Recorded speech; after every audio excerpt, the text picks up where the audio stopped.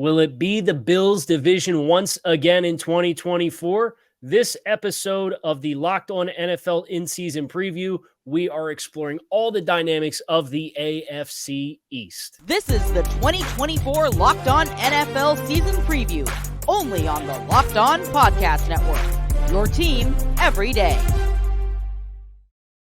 Welcome back to the 2024 Locked On NFL season previews. This episode, we are focused on the AFC East. I'm Kyle Krabs, host of Locked On Dolphins, and I'll be your host for this divisional preview. Joining me are my colleagues from the Locked On Podcast Network in the AFC East. I'm joined by Mike DeBate of Locked On Patriots, John Butchko of Locked On Jets, Joe Marino, Locked On Bills. Joe, I saved the worst for last. Today, we're looking at the contenders in this division, what makes it a successful season for each team, any early hot seats, what's one thing that could derail each team's season, win totals, MVP candidates, rookies, all of the above. And we're also going to give each other's teams some flowers before we kick off a season-long battle for the AFC East. So let's start with the end in mind. Who wins this division in 2024? And Joe, you had the title last year, so we're going to start with you and put you in a position where you're either going to have to pick your own team again or somebody else's. Well, listen, gentlemen, good to be with you guys. And we've been doing this for a number of years together. And every year I've sat here and I've predicted the Bills to win the division. And that's worked out really well. They've done it 4 years in a row. I'm going to predict them to win the division again this year. But I will say this. It is with the least confidence that I've had yet in making these types of predictions. I feel like you've got some real contenders here in the Miami Dolphins, in the New York Jets. Patriots, I think, are a couple of years away, but it's going to be tight. And I think a lot of the odds reflect that it's going to be tight. And I think everybody's probably sick and tired of the Bills. And so you're going to get some real efforts from a Miami Dolphins team that had it within their hands last year. The Jets, who have been doing everything that they can to be competitive. You know, there's going to be some big time competition, but I do think that the Bills make it 5 in a row. Well, Joe, you alluded to how close this division was last year, came down to the final game of the regular season. I am a subscriber of the idea that to be the man, you got to beat the man. And that team in Western New York has given that team in South Florida a whole bunch of fits. And for the New York Jets, we need to see it still come together. So I, like you, will pick the Bills until further notice, until somebody proves them wrong, to win the AFC East as well. What about you, John? You know, I'm going to be the homer. I think it's going to be the New York Jets this year. And, look, I was here last year after the Aaron Rodgers trade. I was here after all the hype. We did this show, and I did not pick the Jets to win the division. So I think Joe's right. I don't have a ton of conviction in this because I think this division is very tight. If you look at the odds on FanDuel, the Bills are the favorite. The Jets are the second choice. The Dolphins are the third choice. The Dolphins, your third choice, actually have better odds than the second choice of 4 of the other 7 divisions. But I think the Bills and Dolphins both have some areas where they need to replace key guys that they lost over the offseason. The Jets, I look at this team, what they did this offseason. I don't think they're worse in an area. I don't think they're worse at any position than they were this time last year. And they're quite a bit better at some key spots like the offensive line and wide receiver. Now, they have some question marks with, guys with injury histories, older guys that they're hoping to get one more year out of. But I think that this is setting up to be, maybe the best chance the Jets have had in over a decade to take the AFC East. Mike? Kyle, I'm going to take a page out of your book and say that, to be the man, you got to beat the man. For years, the New England Patriots had a stranglehold on this division, and until someone knocked them off their pedestal, you had to go with the team that still was bringing back a vast majority of the players that helped you get there. Now, I agree with Joe that this is probably a Bills team that may be ripe for the pickings because of some of the key losses that they have. But you always have a puncher's chance when you have Josh Allen. You have a battle-tested coach in Sean McDermott. I think an exciting new opportunity to maybe have a little bit of a new look offense this year under Joe Brady. I know it hasn't looked that way in the preseason, but I believe the regular season is going to be an opportunity for them to make their push. The Jets absolutely have a chance to win this division, a very good one. And don't sleep on the Miami Dolphins. This is a team that can absolutely score with anyone, and they can hold their own on defense as well. So this is an excellent division with 3 teams capable of winning. I'm still going to give the slight edge to the Bills, though, because of the battle test that they had. That does count for a lot. And believe me, watching the Patriots up here for a number of years, I know that experience counts for a lot when you're contending for a division title. Yeah, and Mike, you're in the unique situation where for so long you talked about the dynamics of this division. Now it's the other three teams that have kind of been matured, and you're now in the process where you're just starting the next evolution of what your team looks like. And if things work for New England, maybe their cycle crescendos as the cycles of these other three teams that we're talking about here with these contending chances right now come back down. But that's a nice segue into the FanDuel win totals for each team. New England currently sits at 4.5 as the over or under for win totals on the year. Mike, I'd be really interested to hear your perspective. Guys have a fourth place schedule, a lot of new players, a lot of youth, a lot of turnover, new coaching staff. You think that number goes over or under this season? Well, as a homer, I would love to say it's going to go over, but I also sat on these airwaves last year and said that the New England Patriots were a playoff contending team and were not a 5-win or less team. I ended up being proven wrong on that. I think expectations right now for New England are a little on the low side. I think that 4.5 is just about right. Do they have the capability of winning more games? Yes, but a lot of it is going to have to go the right way for the Patriots in order to do that. I would say that's about accurate. I know that's not going to be popular in New England, but simply the way I feel based on what I've seen thus far.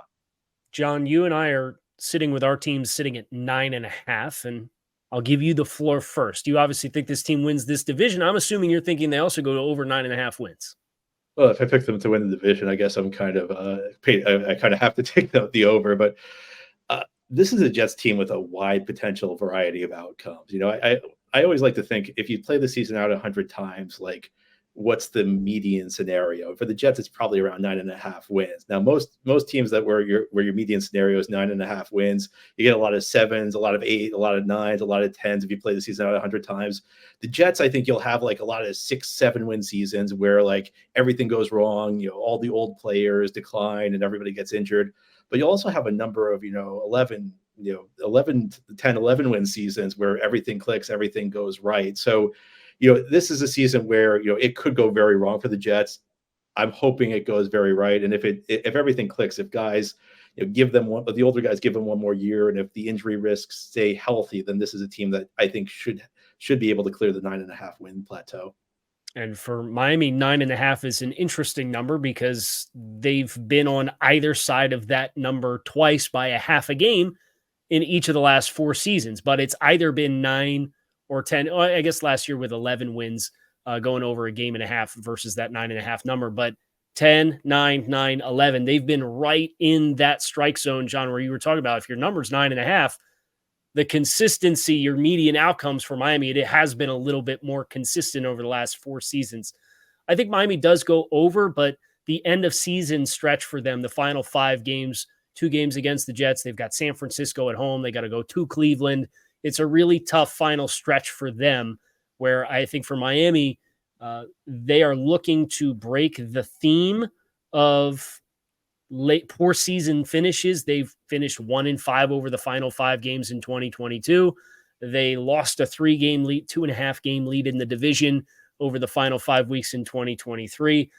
So whether or not they achieve that or not, I still think the bulk of this schedule will have them in a position to go over 9.5. Joe, Bills are at 10.5. What do you think? Well, if you were to ask me how many games I think the Bills are going to win this year, I'd say 10 or 11. So 10.5 feels like the right number. There's a couple of things that concern me about the Bills reaching the over there. One of them is the schedule. This is definitely a schedule where there's nowhere to hide. The Bills don't have, like a bunch of like soft quarterbacks or rookies. They don't get the Patriots until the end of the season, 2 of the last 3 games against New England. And so it's a gauntlet. I would say the schedule is very, very difficult. And I think for the Bills, they have to avoid the lulls that they've had during the season. I think they've had really the last few years a point in time where they go on a kind of a bumpy stretch where they're not able to win some games that you feel like they should. I mean, they lost to the Patriots last year. They lost to the Jets last year. And those moments just tend to happen. They lost to that Urban Meyer Jaguars team. These types of moments tend to creep up on them, and then they get hot at the end of the season, and then everything's right in the world in Bills land. But they got to avoid those lulls, and the schedule just doesn't stack up that favorably.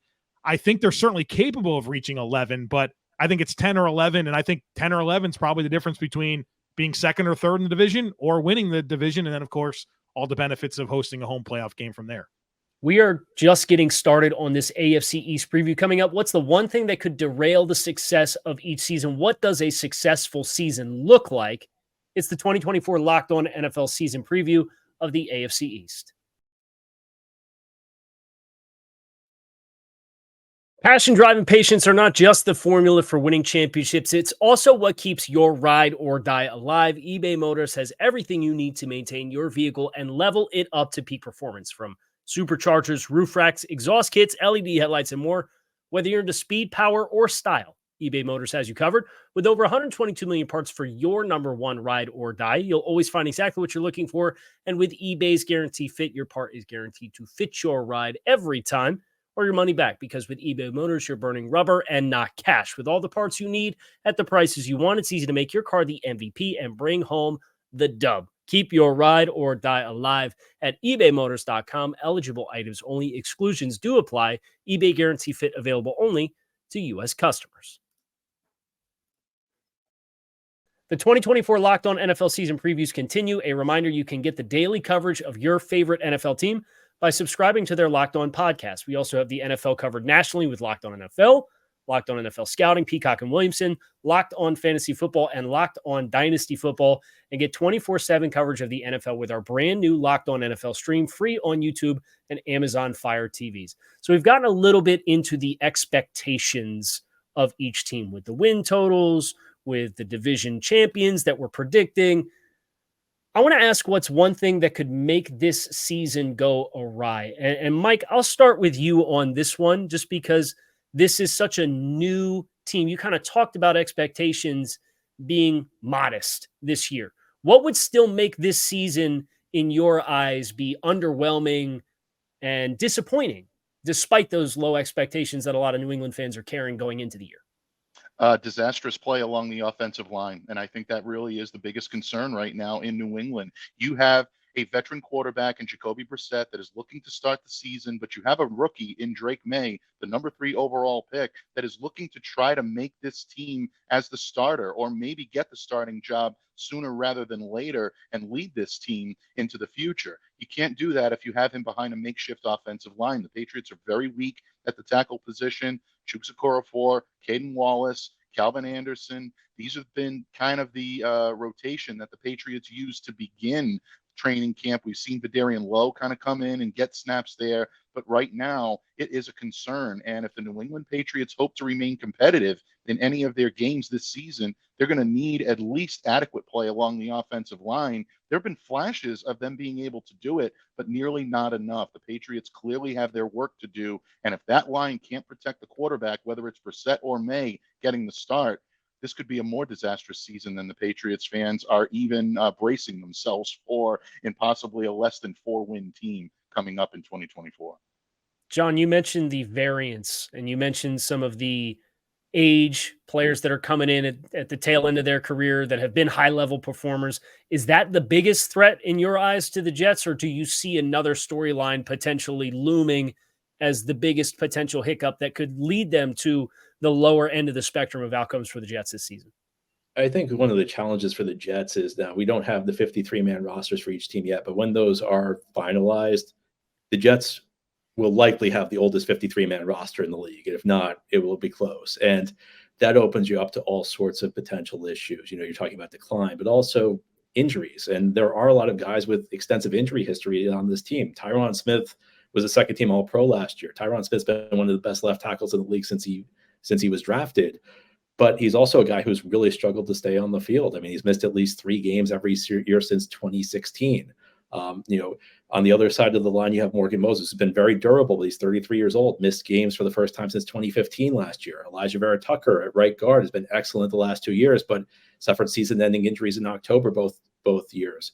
Aaron Rodgers, I mean, we all know he's coming off an injury. He's 40. Mike Williams, a very solid second receiver who could be a great complement to Garrett Wilson, coming off a serious knee injury. So the Jets have a lot of question marks here. And, the Jets are, I know every single team, it comes down to injuries, but the Jets are the ultimate team. It looks good on paper, but you can see a scenario where things go very poorly here. And I think it's, age and injuries are kind of tied together with this team, because it's like I said, that there's a lot of variance here. It could either all click and it could go great for the Jets, or it could be, the classic Jets season of high expectations and results that aren't where they want them to be. Joe, I'll go to you next for Buffalo. There's been some turnover in some key spots, both on the defensive side of the ball. There's already been a big injury with linebacker Matt Milano, who the Bills played most of the year without last year. The departure of Stephon Diggs. What in your mind is the biggest threat to the Jets or to the Bills not meeting expectations this year?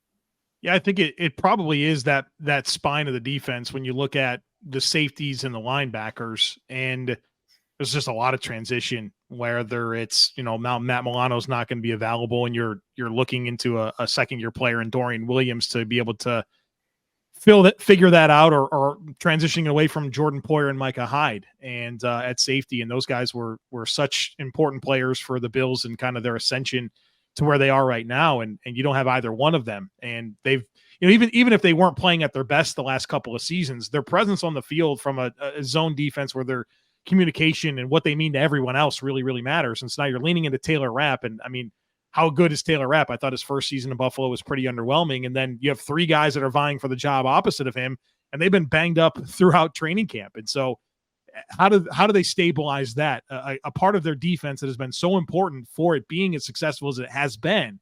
How do they pick up the pieces and run with it? I think that could be the Achilles heel. For the Dolphins, I know there's a lot of Dolphins fans that are focused on the offensive line as far as being a big-time question mark. And Connor Williams leaves in free agency, ends up signing late in the summer with Seattle, and Robert Hunt gets a $100 million contract with the Carolina Panthers to go be a staple player for them there. But those guys played less than half the season last year. I mean, Miami had their primary backup at 4 out of the 5 spots, played more snaps than the starter last year, and they still scored almost 500 points on the year.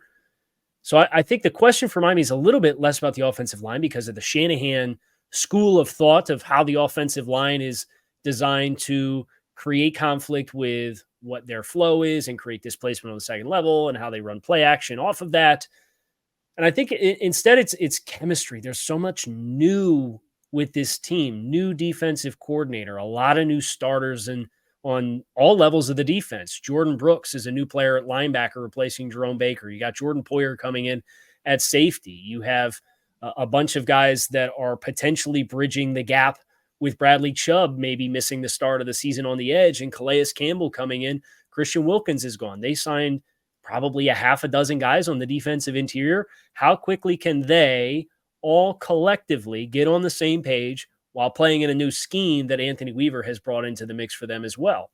I think that is the biggest question that looms for Miami, where if that doesn't click early, and I talked about how difficult the end of season schedule is for them, and it makes the beginning of the season schedule even harder than what it is when you look at, Jacksonville as a playoff contender in week 1, and Buffalo is a team that Miami has just found every way to lose games against in the last 5 years. It's the week 2 opponent. And that for me is the biggest question. Now, I want to ask each one of you guys respectively for an MVP candidate, maybe who you think is the best MVP candidate. If you want to plug a guy on your team, no judgment here, whatever direction you want to take it. But Joe, I am going to start with you. I'm going to put Josh Allen out there. I think he's certainly got the highest odds of any player in the division. But what I think gives Josh his best chance this year is I feel like maybe the expectations aren't as high as they've been for him, right? Losing Davis and Diggs and over 300 vacated targets from last year. The only guy on the team at wide receiver that's caught a pass from him in a game is Khalil Shakir. And so I think so much of these end of season awards are tied to expectations and what people think these players are supposed to be. And if Josh produces like he has in a year where maybe people don't expect that, I think that could give him the best chance of any player in this division. John, how about you? I guess I'm supposed to say Aaron Rodgers, but I'm with Joe. I'd go with Josh Allen. Don't overthink it. I mean, he's one of the top 5 quarterbacks in the league. And the other aspect of this, what I think about is like, what's the narrative the media is going to focus on? Because I think a lot of the MVP voting is based on media narrative. And, Josh Allen lost some of his top targets this year. So the Bills keep winning. He's playing at a high level. I think the story is going to be, and rightly so, that, hey, Josh Allen lost these key targets. He's still playing this well. And I think that's one of those things that could potentially be, make the difference when we talk about who the voters ultimately give the award to. Mike? Yeah, we really are like-minded. We've been doing this show for a long time together, fellas, and I'm going to go with Josh Allen as well. And piggybacking off of what Joe and John had to say, I think in order for the Bills to win the division, I think Josh Allen is going to have to play at an MVP level where it really doesn't give the voters a chance to vote for anyone else. He's going to have to be as good as he's ever been to overcome some of the deficiencies that the Bills have to overcome this year, both on offense with the loss of guys like Diggs and Davis, but also the losses that they've had on the defensive side of the ball, putting up high numbers to take some pressure off that defense. If the Bills are going to do it this year, Josh Allen has to be the man. I think he can do it. Well, I can't let it be a clean sweep, right? So Josh Allen's obviously very well represented as the odds-on favorite in the AFC East. I think Aaron Rodgers is a good call out because I think the success of New York, you saw what the defense looked like last year. They kind of ran out of gas defensively because there were games where they just knew they weren't going to score enough points once it reached a certain point and the wheels fell off the bus. If the Jets win 12 games this year, I think Aaron Rodgers is going to be a massive piece of that puzzle. And if that happens, I think he's got a really strong case for another MVP season, especially when you consider and read between the lines, the dynamics there in New York. You know, Aaron's got his hands in everything. That's why he liked the situation in New York, was the opportunity to kind of, I know how I like it done, and we're going to do it my way here in New York. So if it clicks for the Jets and they win 12 games, I think Aaron Rodgers would be a big catalyst to the reason why. And you just know the national media would love to jump on that opportunity to shower some love in the Jets' outcome for that. Now, we're about to enter into a grueling 18-week season where we're going to figure out who wins this division. But before the battle begins, we want to give each other's team some flowers. It's the 2024 Locked On NFL season preview of the AFC East. Stick with us. You've heard us talk a lot about FanDuel, America's #1 sportsbook. Well, right now we have something just a little different for you. Now through September 22nd, all FanDuel customers can bet $5 and get a free 3-week trial of NFL Sunday Ticket from YouTube and YouTube TV.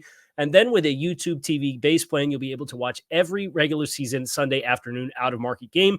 All you need is a Google account and a current form of payment, and you can cancel at any time. Now, if you're wondering what kind of AFC East action might be awaiting you over at FanDuel, the most current up-to-date divisional odds feature the Jets at plus 160, just narrowly ahead of the Buffalo Bills at plus 195, and then the Miami Dolphins at plus 210. The New England Patriots, if you're feeling lucky, are plus 2,600. Visit FanDuel.com/lockedon to download America's #1 sportsbook.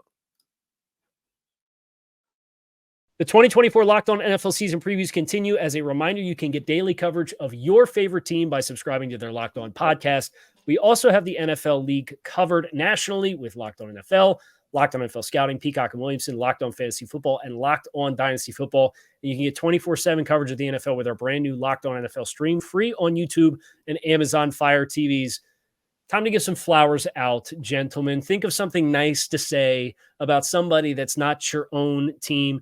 Joe, I'm going to give you the opportunity to extend the first olive branch and some flowers to another AFC East opponent. I'm going to give them to the Miami Dolphins. I think that Miami has been very deliberate in their approach this offseason, and I can really respect it. Being able to say no to a Robert Hunt and a Christian Wilkins, but then be able to improve the depth and take the money that you were going to give those players and balance out your roster in some key spots. I think they've done a good job of that. I think they've done a great job of bringing in ancillary weapons in this passing game, which I think is really important. If you have Waddle and Hill, you should throw it to them all the time. But having a tight end like Jonnu Smith, unlike anything that they've had at that position in a while, and whether we'll see what happens with that third receiver spot. I know Odell hasn't really played, but maybe it's Eric Ezukama. I know that River Craycraft just went down, but I feel like they're going to get more out of that spot because of the threat of the tight end and more time on task together in a timing offense with Tua and the main figures. But then I also really like what they did in the draft, being forward thinking and drafting players that I think are succession plans. Chop Robinson, maybe they want to be able to get out of that Bradley Chubb deal. And you think about the Dolphins and everyone's saying, well, they just paid Tua and they paid Jalen Waddle and Tyreek Hill just got locked in guaranteed money. Well, how does this work? Well, the way that it works is you set yourself up for these moments. So Chop Robinson is a succession plan at edge. Patrick Paul is a succession plan to replace Teron Armstead after the season at left tackle. Jalen Wright, kind of the guy that you feel like can be the replacement for Raheem Mostert. So forward thinking, but also taking care of their opportunity to compete right now. I think the Dolphins have done a nice job. I'm going to give some flowers to the New England Patriots for doing the difficult thing and doing it, I think, the right way. When you consider foundational year, Bill Belichick leaves, that being a mutual decision. I think it was best for both parties with how things have played out in the post-Brady era. Drafting a quarterback, but bringing in a veteran so you're not putting pressure and stress on him undue. And Gerard Mayo's been very emphatic throughout the entire buildup of training camp and the offseason program is when Drake's ready to start, he'll start. And fans see the big throw that he makes to Javon Baker down the field in the preseason game that Baker doesn't catch, and they say, we want that right now. And the messaging continues to be the same. When Drake May is ready to start, he'll start. And I think that is the right way to handle, especially a player like Drake, who at North Carolina played in schemes that allowed him to do certain things at an NFL level, but didn't teach him the muscle memory and have the responsibility or the timing with everything that needs to be done in an NFL level. So I know that the reviews on Drake May have kind of been up and down. It was kind of underwhelming at the start of training camp, but then he makes a couple big time throws in the second preseason game, and everybody's all of a sudden back in the boat. They want Drake to play. Chill. This year, it's not about 2024 for the Patriots. Their approach has told you that, and I think it's a difficult thing to do in the NFL, which is known not for long. So for them to trust a long-term process when they haven't had to worry about that for forever, it's a very hard thing, and I think it's the right thing, and I'm glad that they're doing it. John, how about you? I'm going to go with the team that's won the division 4 straight years, at the risk of going for the low-hanging fruit. That's the Buffalo Bills, and Joe and I have done crossover shows before Jets Bills game for a long time. And I remember the first one we did, I believe it was week 1 in 2019, and that was the beginning of Josh Allen's second year, but also the beginning of Sam Darnold's second year. And I remember that whole offseason, I just could not understand why the Jets weren't doing things the way the Bills were, why the Jets weren't doing things for Sam Darnold the way the Bills did for Josh Allen. When you talk about the pieces they brought in around him, built the offensive line they built, the weapons they gave him, the quality coaching they gave him. This is a point where the Jets hired Adam Gase to try and develop their young quarterback. And over the last couple of years, I've gained so much respect for the Buffalo Bills organization because they built a winner, but they built a winner to last, and that's the reason that they've been in the mix, for so long. And I respect what they did this offseason. I know they lost some key pieces. I know on paper there are some question marks, but what they did, sometimes you take a half step back so you can take 2 steps forward in the future. So I just admire everything about the way the Buffalo Bills build their organization, and I have for the last 5 years or so. Mike, the floor is yours. Well, I'm going to return the favor, Kyle, and I'm going to throw some flowers the Miami Dolphins way, but specifically, I want to throw some flowers to Tua Tagovailoa, who really, I think, has blossomed into one of the league's most reliable and one of the league's most exciting young passers in this game. Look, early on, the knock on Tua was that he didn't simply have an NFL caliber arm, or he was in the wrong type of fit. He was getting the wrong coaching. Maybe he wasn't going to be an elite quarterback in this league the way a lot of people expected him to when he came out of Alabama. He's done nothing but work hard, work through difficulties, injury problems. We all know about the head injuries and the concussion issues he's had prior, but Tua has done it with a level of class and a level of elite play that really puts him, in my opinion, in the discussion with potential MVP candidates this year. If Miami is going to succeed, they need a big season out of Tua Tagovailoa. He proved he can deliver it statistically last year. 69.3% completion percentage, 29 touchdowns, an NFL best 4,624 passing yards. He definitely is in that category, and he's proving that he can be a leader of men on the field as well. If Miami, again, is going to challenge Buffalo and challenge New York for that top spot in the division, Tua has already proven that he can take this team, put it on its back, and be able to lead them to victory. We are going to rapid fire to bring this thing to a close. We need 2 more things: a rookie from your team, and then your prediction for the final finishing order of the full AFC East. Mike, give some flowers, now that we're done giving flowers to each other's teams, to a rookie, a young man to watch on your team's roster. Well, it's hard to pick anyone other than the number 3 overall pick, Drake May. Everyone is looking to see what Drake's going to look like as an NFL quarterback. He's the guy to watch, but I do want to give honorable mentions to wide receiver Jalen Polk and offensive lineman Caden Wallace. They may have a bigger impact on the Patriots offense this year, maybe even a much bigger impact on how Drake May is able to play this year. But again, if you're putting me against the wall, I'm going to say Drake because of the nature of the pick and because of how important the quarterback position is to NFL teams. John? I'm going with Braylon Allen, who was the 4th round pick for the Jets this year. And normally you'd go with the tackle they drafted 11th overall, Olu Fashanu, but he's actually going to be a backup with Tyron Smith and Morgan Moses on the team. Allen's been turning heads since he stepped onto the practice field. He'll get a lot of carries behind Breece Hall, a guy who's flashing pass catching skills, a guy who's been a tough runner, has shown a little burst in preseason. I'll stay with the running back position and go with Jalen Wright. I think that's the player amongst the Dolphins rookies. Chop Robinson's going to play, but it's going to be on a rotational basis as far as I think they're going to work to get him in on pass rushing reps. Jalen Wright feels like the player who might eat into Raheem Mostert's workload. Mostert's been an awesome back for the Dolphins the last 2 years, but he's been banged up and missed the regular season finale in each of the last 2 seasons as well. Jalen Wright, they traded a 2025 3 to get a 4th round pick to draft him when he was on the board. So they paid a premium price. They really like this player. He brings something different with his ability to run between the tackles. I think he's primed for a unique role within the Dolphins running game that they frankly didn't have last year. I'm going to keep it going with running backs. I have Ray Davis as the player for the Bills. And I just feel like there's going to be a lot of opportunity for him. I know he's a 4th round pick out of Kentucky, and certainly the Bills have James Cook, who was a Pro Bowler last year, 280 touches, very, very productive. But I think Ray Davis gives this offense something a little bit different in terms of some physicality between the tackles. And I think one of the knocks on James is that he's more of a slashing style runner. You don't always feel his pads. And I think the Bills want that type of guy. And so Ray Davis, I think, is going to get more opportunity than I think a lot of people think, especially coming off the year that James Cook just had. And Joe, no context needed. Nothing else to say other than 4 teams. What order 2024 AFC East? 1 Bills, 2 Dolphins, 3 Jets, 4 Patriots. I'm going to be boring, but that's exactly how I have it as well. How about you, John?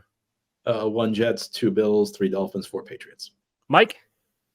1 Bills, 2 Jets, 3 Dolphins, 4 Patriots. And there you have it. Thank you guys for tuning into the AFC East preview. I'm Kyle Krabs of Locked On Dolphins, joined by Joe Marino of Locked On Bills, John Butchko, Locked On Jets, Mike DeBate of Locked On Patriots. The Locked On division previews are continuing to get you primed for the 2024 NFL season. If you want to hear how the other divisions play out, subscribe to Locked On NFL wherever you get your podcast, part of the Locked On Podcast Network. It's your teams every day.